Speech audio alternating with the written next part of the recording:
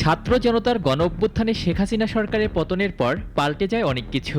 জুলাই পরবর্তী সময় শিক্ষার্থীদের আন্দোলনের মুখে তৎকালীন প্রধান বিচারপতির পদত্যাগের মধ্য দিয়ে দেশের ইতিহাসে সবথেকে বড় রদবদলের সাক্ষী হয় বিচার বিভাগ। ভারপ্রাপ্ত প্রধান বিচারপতি হন আপিল বিভাগের বিচারপতি আশফাকুল ইসলাম। যদিও তাকে প্রত্যাখ্যান করে সৈয়দ রেফাত আহমেদকে প্রধান বিচারপতি করার দাবি জানায় বৈষম্যবিরোধী ছাত্র আন্দোলনকারীরা। এর আগে আপিল বিভাগের সব বিচারপতির পদত্যাগের মধ্য দিয়ে বিচার বিভাগে ঘটে এক নজিরবিহীন ঘটনা। 20 অক্টোবর আপিল বিভাগ বিচারপতি অপসারণে সুপ্রিম জুডিশিয়াল কাউন্সিল গঠনের রায় দেয়। অন্ধকার থেকে যেন আলোতে আসে বিচার বিভাগ। 24 জুরিতে বিচার বিভাগের পরিবর্তনের পাশাপাশি আলোচনায় আসে নানা মামলার রায়। 21 আগস্ট গ্রেনেড হামলা মামলায় জড়িত থাকার দায়ে বিএনপি নেতা সাবেক স্বরাষ্ট্র প্রতিমন্ত্রী লুৎফুজ্জামান বাবর এবং আব্দুস সালাম পিন্টু সহ 19 জনকে মৃত্যুদণ্ড দিয়েছিল ঢাকার একটি বিশেষ আদালত। 2024-এ এসে রায় পর্যবেক্ষণে সব আসামিকে খালাস দেন হাইকোর্ট, যা নিয়ে নতুন করে হয় আলোচনা।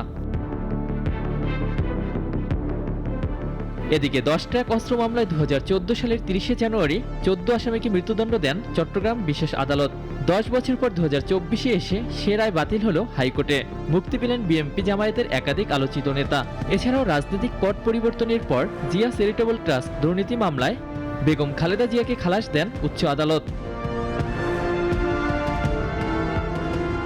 এছাড়াও গ্যাটকো বড় পুকুরিয়া দুর্নীতি মামলার অভিযোগ থেকে অব্যাহতি সহ মানহানি ও ক্রিমিনাল মামলা বাতিল হয় তার নামের।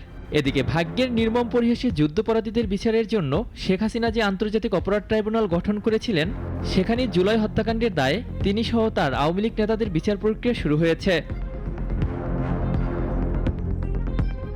কিন্তু সবকিছুকে ছাপিয়ে দলীয় সরকারের অধীনে সংসদ নির্বাচন বিধান বাতিল করে ফিরল তত্ত্বাবধায়ক সরকার ব্যবস্থা ও গণভোটের বিধান। আইনজীবীরা বলছেন, নতুন বাংলাদেশ গড়ার প্রত্যয়ে বিচার বিভাগ হবে অন্যতম হাতিয়ার, যেখানে প্রতিফলন ঘটবে আইনের যথাযথ প্রয়োগের। তবে 2024-এর বিচার বিভাগ শুধু পরিবর্তন কিংবা সংস্কারের মধ্যেই ছিল না। নতুনদের আগমনে যেমন ছিল রঙিন, তেমনি সাবেকদের চলে যাওয়াও ছিল বিষণ্ণ। 2024-এ পরপরে পাড়ি জমান সাবেক 2 প্রধান বিচারপতি মোহাম্মদ রুহুল আমিন ও ফয়জুল করিম।